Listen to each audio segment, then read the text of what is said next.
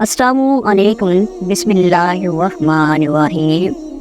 پیارے نبی حضرت محمد صلی اللہ علیہ وآلہ وسلم کی شریعت پر جن محترم لوگوں نے آسان طریقے سے عمل کیا اور جنہوں نے اپنی زندگیاں سنت نبوی میں گزار دی، انہیں اولیاء کہا جاتا ہے۔ انہیں مقدس و محترم اور برگزیدہ ہستیوں میں نہایت ہی معتبر نام حضرت سیدہ رابعہ بصری کا ہے۔ حضرت رابعہ بصری خواتین کے لیے مشعل راہ ہیں۔ خواتین و حضرات، معروف صوفی شخصیت رابعہ بصری کی پیدائش 95 ہجری سے 99 ہجری کے دوران عراق کے شہر بصرہ میں ہوئی۔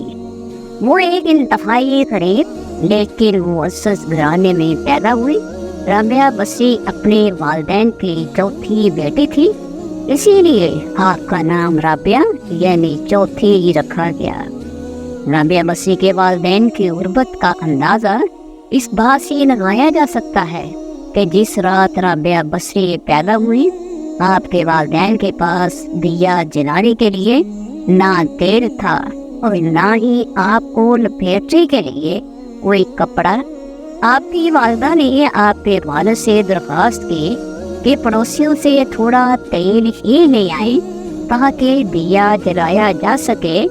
آپ کے والد نے پوری زندگی اپنی خالق حقیقی کے علاوہ کسی کے آگے ہاتھ نہ پھیلایا تھا۔ رابعہ بصری کے والد پڑوسی کے دروازے تک تو گئے لیکن خالی ہاتھ واپس لوٹ آئے۔ رات کو رابعہ بصری کے والد کو خواب میں آپ کی زیارت ہوئی اور انہوں نے رابعہ کے والد کو بشارت دی کہ تمہارے نومولود بیٹے خدا کی برگزیدہ بندی بنے گی اور مسلمانوں کو صحیح راہ پر لے کر آئے گے۔ تم امیر بصرہ کے پاس جاؤ اور اسے ہمارا پیغام دو کہ تم امیر بصری ہر روز رات کو 100 مرتبہ اور جمعرات کو 400 مرتبہ درود پاک کا نذرانہ بھیجتے ہو، لیکن پچھلی جمعرات کو تم نے درود شریف نہ پڑھا، لہذا اس کا کفارے کے طور پر 400 دینار بطور کفارہ یہ پیغام پہنچانے والے کو دے دو۔ رابعہ بصری کے والد اٹھے اور امیر بصرہ کے پاس پہنچے۔ اس دوران آپ کی آنکھوں سے خوشی کے آنسو جاری تھے۔ جب امیر بصرہ کو رابعہ بصری کے والد کے ذریعے حضور پاک صلی اللہ علیہ وآلہ وسلم کا پیغام ملا تو یہ جان کر انتہائی خوش ہوا کہ وہ نبی آخر الزمان صلی اللہ علیہ وآلہ وسلم کی نظروں میں ہے۔ اس نے شکرانے کے طور پر فوراً 1000 دینار غربا میں تقسیم کرائے اور 400 دینار رابعہ بصری کے والد کو عطا کی اور ان سے درخواست کی کہ جب بھی کسی چیز کی ضرورت ہو بلا جھجک تشریف لائیں۔ کچھ عرصے بعد رابعہ بصری کے والد انتقال کر گئے۔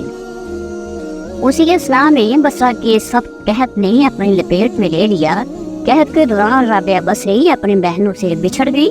ایک بار رابعہ بصری ایک قافلے میں جا رہی تھی کہ قافلے کو ڈاکو نے لوٹ لیا اور ڈاکو کے سارغوں نے رابعہ بصری کو اپنی تحریر میں لے لیا اور آپ کو لوٹ کے مال کی طرح بازار پہ لونڈی بنا کر بیچ دیا۔ آپ کا آقا آپ سے انتہائی سخت محنت و مشقت کا کام لیتا تھا، اس کے باوجود آپ دن بھر کام کرتی اور رات بھر عبادت کرتی رہتی اور دن میں بھی زیادہ تر روزے رکھتے۔ اتفاقاً ایک دفعہ رابعہ بصری کا آقا آدھی رات کو جاگ گیا اور کسی کی دریا زاری کی آواز سن کر دیکھنے چلا گیا۔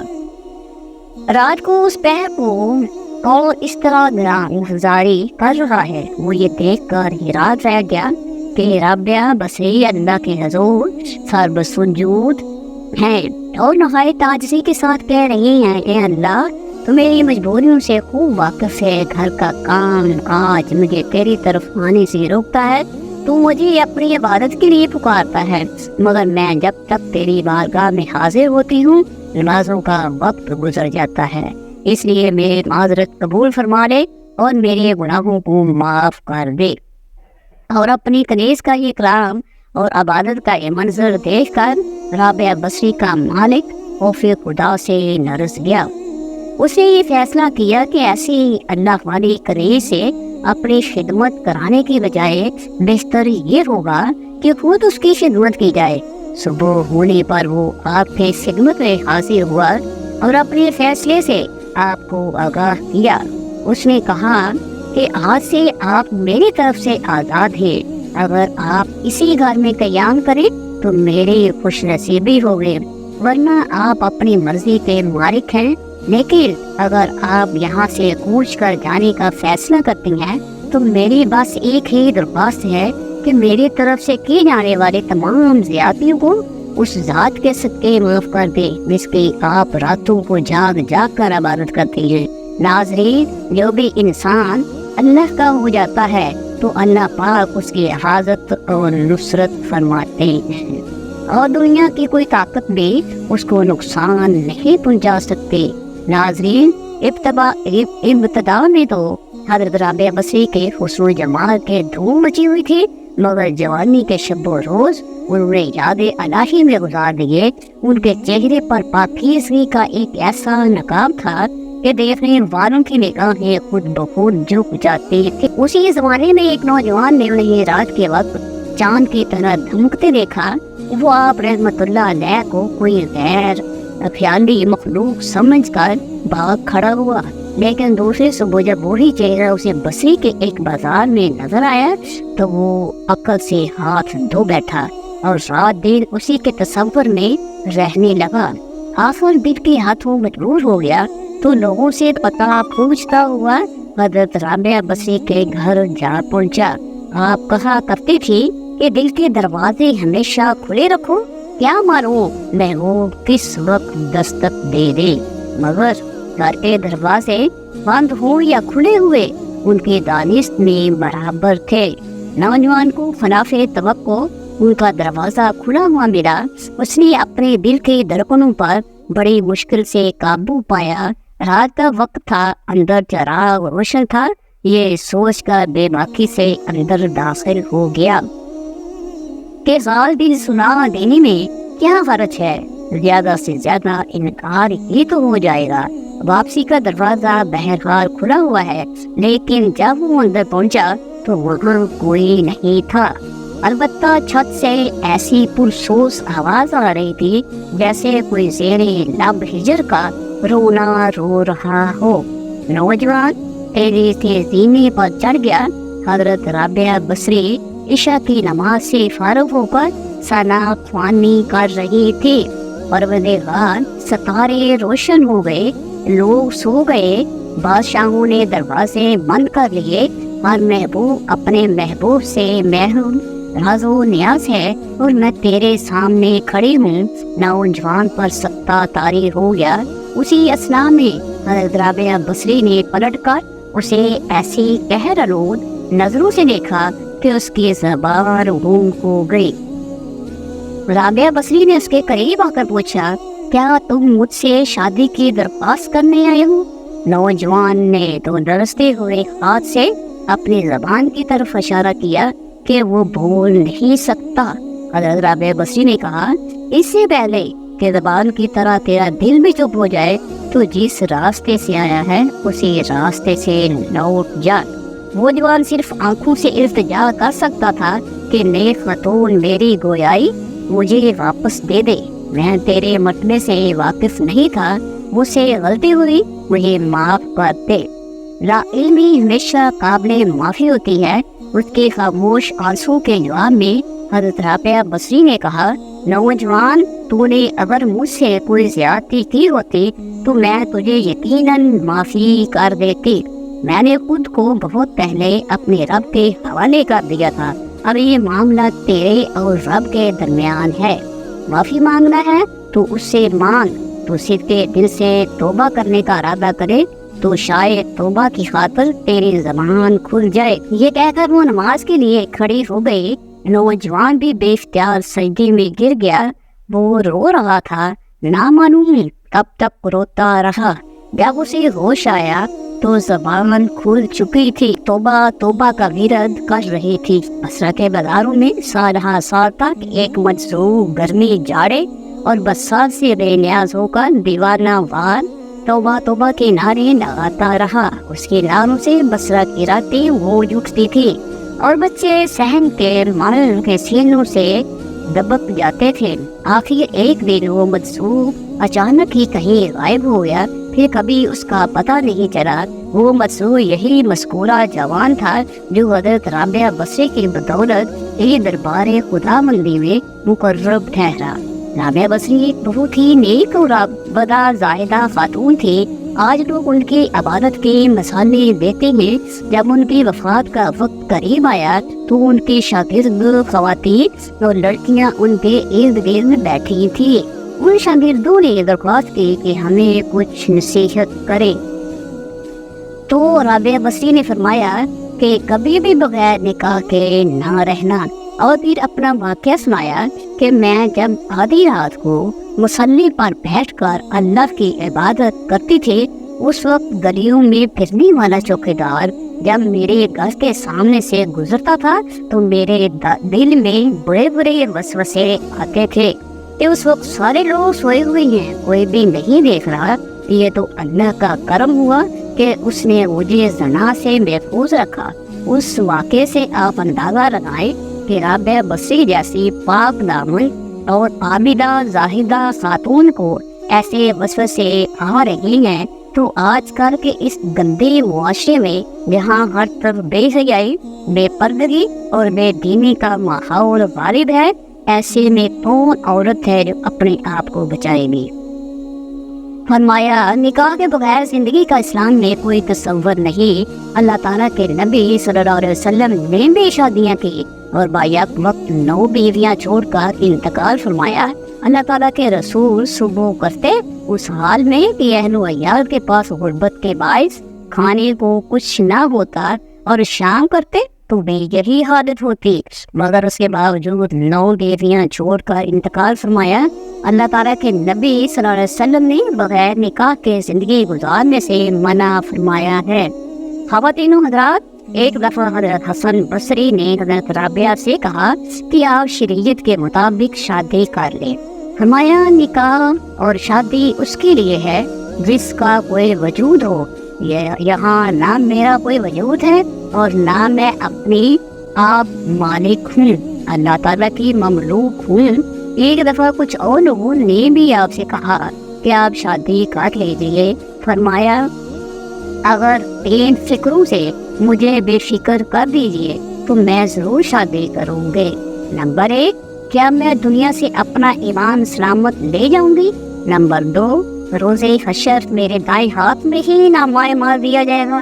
نمبر 3، قیامت کے روز جب لوگ دائیں جانب سے جنت میں اور بائیں جانب سے دوزخ میں پہنچائے جائیں گے تو مجھے کس جانب سے پہنچایا جائے گا؟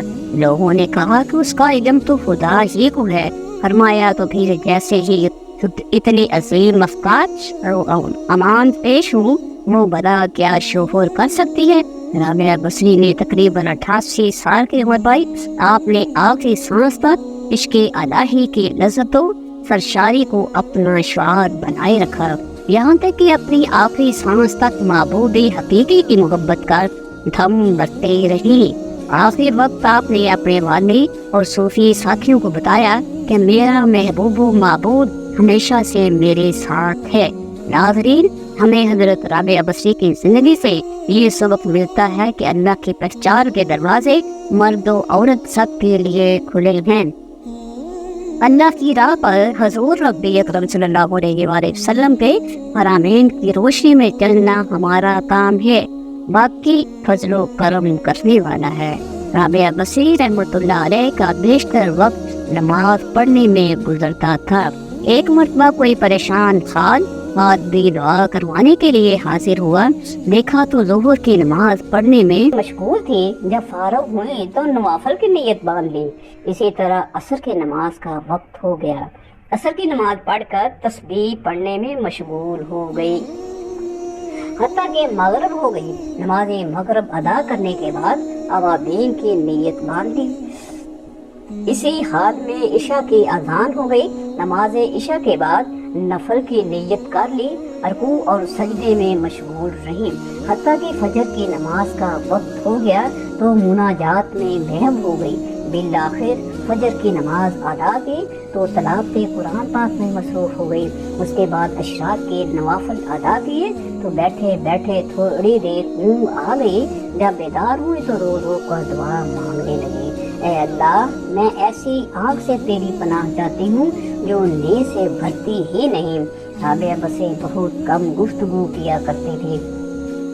अक्सर औकात कोई गुफ्तगू करनी होती तो आयाते कुरानी का सहारा लेकर अपना मतलब बयान करती। लोगों ने पूछा कि आप ऐसा क्यों करती हैं? जवाब में फरमाया, इंसान जो कुछ बोलता है फरिश्ते उसे लिखते रहते हैं। मैं कोशिश करती हूँ कि कुरान जीत की आयत के सिवा कुछ ना बोलूँ। ये एहतियात इसलिए है कि कहीं मेरे मुंह से गलत लफ्ज़ ना निकल जाए और फरिश्ते उसे लिख ले, फिर मुझे महबूबे हकीकी के सामने शर्मिंदा होना पड़े। एक शख्स ने राबिया बसरी के सामने दुनिया की बहुत मजम्मत की। आप थोड़ी देर सुनती रही, फिर फरमाया, उठ चला जा, तूने इतना वक्त दुनिया की मजम्मत बयान करने में लगा दिया, तुझे दुनिया से बहुत मोहब्बत है। अगर किसी से नफरत हो तो उसका तज़किरा भी अच्छा नहीं लगता। एक मरतबा राबिया बसरी से लोगों ने पूछा कि हमने आपको कभी हंसते नहीं देखा, क्या वजह है? आखिर अल्लाह ताला ने इंसान को हंसने से तो मना नहीं किया। राबिया बसरी ने जवाब दिया, बेशक उसने मना तो नहीं फरमाया, मगर मुझे इस काम के लिए फुर्सत नहीं मिलती। लोगों ने हैरानी से कहा, क्या हंसने के लिए भी फुर्सत दरकार होती है? राबिया बसरी ने कहा, हाँ, दुनिया में वही शख्स हंसता है जिसे दिल से इत्मीनान हासिल हो, और मैं अभी इस नेमत से महरूम हूँ। हाज़रीन मजलिस ने दरख्वास्त की कि अपनी बात की वजाहत फरमा दें। राबिया बसरी रहमतुल्लाह अलैह ने फरमाया, मैंने मोहब्बत के लिए सिर्फ एक हस्ती का इंतखाब किया है और वो है अल्लाह ताला की ज़ात। मैं उस खौफ से रोती रहती हूँ कि कहीं मेरी ज़िंदगी भर की मेहनत ज़ाया ना हो जाए और मरते वक्त मुझसे ये ना कह दिया जाए कि तू हमारे लायक नहीं है। राबिया बसरी ने सारी ज़िंदगी कमारे पन में गुजार दी। एक मरतबा कुछ लोगों ने एतराज़ किया, आप लोगों में आरिफा के नाम से मशहूर है, मगर आप नबी अलैहिस्सलाम के निकाह वाली सुन्नत पर अमल नहीं किया। राबिया बसरी ने जवाब में फरमाया, मुझे 3 बातों का अंदेशा है। अगर तुम मुझे उन अंदेशों से निजात दिला दो तो मैं आज ही निकाह कर लूँगी। मेरा पहला अंदेशा ये है कि मरते वक्त ईमान सलामत ले जाऊँगी या नहीं। दूसरा ये कि नामा अमाल दाएं हाथ में दिया जाएगा या नहीं। तीसरा, क़यामत के दिन कुछ लोग जन्नत में जाएंगे, कुछ जहन्नम में। तुम लोग बताओ कि मैं किस तरफ जाऊंगी? लोगों ने कहा, हमें कुछ मालूम नहीं, बस अल्लाह ताला ही बेहतर जानता है कि किसका क्या हशर होगा। राबिया बसरी ने इंतहाई पुरसोस लहजे में फरमाया, तुम खुद ही बताओ कि जिस औरत को इस कदर गम हो वो शोहर की खिदमत का बोझ कैसे उठा सकती है। एक बार किसी शख्स ने आपकी तन्हाई में रहने पर इतराज़ करते हुए कहा, जरा बाहर निकल कर देखें कि कैसी बहार आई हुई है। राबिया बसरी ने भी साख्ता जवाब दिया, मेरा काम सानिया को देखना है, उसकी सनत को नहीं। एक मरतबा राबिया बसरी ने रात दिन पानी से रोज़ा रखा और पानी से ही इफ्तार किया। घर में खाने के लिए रोटी का एक लुकमा भी नहीं था। जब इफ्तार का वक्त करीब हुआ तो आपको भूख बहुत ज़्यादा लगी। नफ्स ने आपसे फरियाद की, राबिया आखिर तो कब तक मुझे भूखा रखेगी? अभी आपके दिल में ये ख्याल ही गुजरा था, किसी शख्स ने दरवाजे पर दस्तक दी। आप बाहर तशरीफ लाए तो एक न्याज़मंद खाना ले खड़ा था। राबिया बसरी ने खाना कबूल फरमाया। नफ्स से मुखातिब होकर कहा, अल्लाह ताला ने खाने का इंतजाम कर दिया है, अभी तेरी ख्वाहिश पूरी हो जाएगी। ये कहकर आपने खाना रख दिया और चिराग जलाने के लिए अंदर चली गई। वापस आई तो देखा कि एक बिल्ली ने खाने के बर्तन उल्ट दिए और जमीन पर गिरा हुआ खाना खा रही है। राबिया बसरी बिल्ली को देखकर मुस्कुराई और फरमाया, शायद ये खाना तेरे लिए भेजा गया, इत्मीनान से खा लो। इफ्तार का वक्त करीब हो चुका था। राबिया बसरी ने चाहा कि पानी ही से रोज़ा इफ्तार कर ले। इतने में तेज हवा का झोंका आया और चिराग बुझ गया। राबिया बसरी अंधेरे में आगे बढ़ी। इत्तेफाक से पानी का बर्तन गिरा और टूट गया। सारा पानी जमीन पर बह गया। अजीब सूरत हाल थी। बेख्तियार आपकी जुबान से ये अल्फाज निकले, अलाही ये क्या राज है, मैं गुनाहगार हूँ, नहीं जानती कि तेरी रजा क्या है। जवाब में हातम गैबी ने कहा, ऐ मेरी मोहब्बत का दम भरने वाली, अगर तू चाहती है कि तेरे लिए दुनिया की नेमतें वक़्फ कर दूं, तो फिर मैं तेरे दिल से अपना गम वापस ले लूंगा, क्योंकि मेरा गम और दुनिया की नेमतें एक ही दिल में जमा नहीं हो सकती।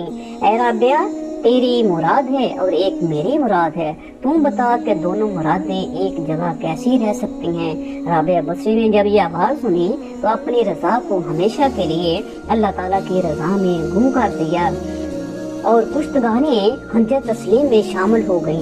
राबिया बसरी इश्क़ इलाही में इस कदर डूबी रहती थी कि खुशी और गम अपनी हसीयत को खो बैठी थी। आप खौफो तमा से बेनियाज होकर अल्लाह ताला की इबादत करने को पसंद करती थी। एक बार आप पर जज़ब की कैफियत तारी हुई तो अहले बसरा ने देखा कि आप एक हाथ में आग और दूसरे हाथ में पानी लिए चली जा रही हैं। लोगों ने पूछा, ये क्या माजरा है और आप कहाँ जा रही हैं? राबिया बसरी ने कहा, मैं इस पानी से दोज़ख को बुझाना चाहती हूँ और आग से जन्नत को जलाना चाहती हूँ, ताकि लोग जन्नत और जहन्नम के लालच और खौफ से अल्लाह ताला की इबादत करें। ये राबिया बसरी के जज्बो मस्ती की बात है, वरना आम मोमिनीन को कुरान मजीद में खौफ व तमा दोनों हालतों में अल्लाह ताला की इबादत का हुक्म दिया गया है।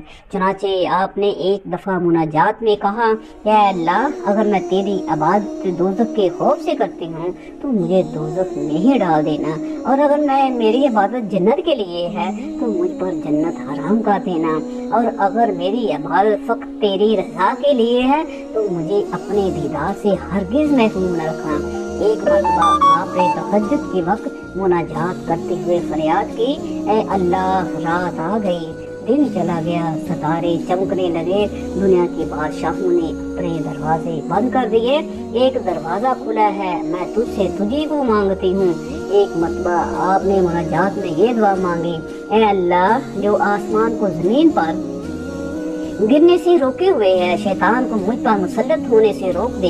एक मर्तबा एक नौजवान आपकी मजलिस में हाजिर हुआ, उसने सर पर पट्टी बांध रखी थी। आपने पूछा तो उसने बताया कि सर में दर्द है और पहली मर्तबा ऐसा हुआ है। आपने उम्र पूछी तो उसने कहा 30 साल। आपने फरमाया कि 30 साल तेरे सर में दर्द ना हुई, तुमने शुक्रिया की पट्टी तो कभी ना बांधी। पहली मर्तबा दर्द हुआ तो शिकवे की पट्टी फौरन बांध ली। वो नौजवान ये सुनकर शर्मिंदा हुआ और उसने अपने अंदर सब्र पैदा करने की नीयत कर ली। एक मर्तबा कुछ लोग आपकी खिदमत में हाजिर हुए और कहने लगे, अल्लाह ताला ने मर्द को फजीलत बख्शी है, हमेशा मर्द ही को नबुव्वत और रसालत का मनसब अता हुआ है, किसी औरत को नबी नहीं बनाया गया। राबिया बसरी ने कहा, बेशक अल्लाह ताला का यही निज़ाम है, मगर एक बात गौर से सुन लो कि मर्दों ने ही खुदा होने का दावा किया है, किसी औरत ने नहीं।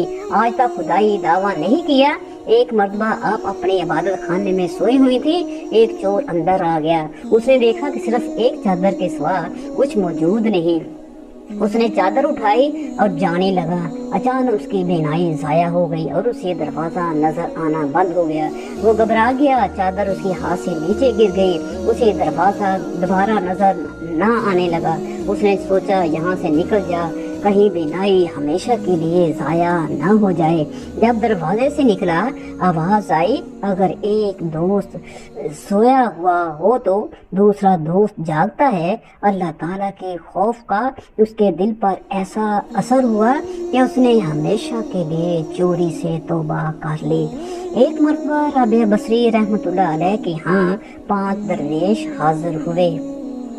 खाने का वक्त करीब था, चुनाचे राबिया बसरी ने खादमा को बुलाकर पूछा, मेहमानों को पेश करने के लिए घर में कुछ मौजूद है? उसने कहा, सिर्फ एक रोटी मौजूद है। आपने फरमाया, एक रोटी 5 मेहमानों के लिए ना काफी है।